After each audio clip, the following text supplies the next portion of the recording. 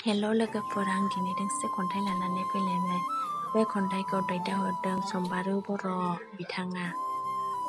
गामि बर' बारिमाखा डिस्ट्रिक्ट बाक्सा।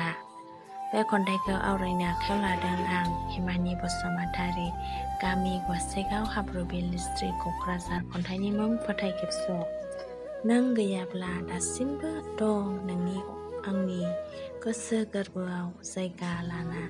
सिमां दंमोन नोंखौ लानानै गोबां, नाथाय दिनै सिमाङा सिमांल' जानानै थालांबाय। बावनोबो गोबां नाजाबाय, दसेखौनो थानो हाया माथो। नोंनि अनगा नोंल' सिमाङाव जाखांफैयो, नाथाय जाखांफैबाय नोंनि महर मोखां।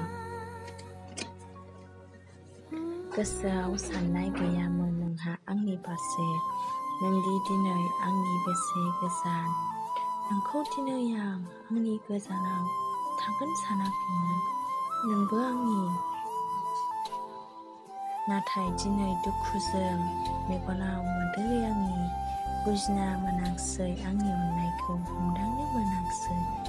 आं नोंखौ गोसोनि रावखौ गासै खुसिखौ नोंनो होना बावगोमालांदोंमोन आं गावनि खुसिखौनो सानसे, नाथाय नोंनि अननाय सैथो नङामोन। एसेनोसै।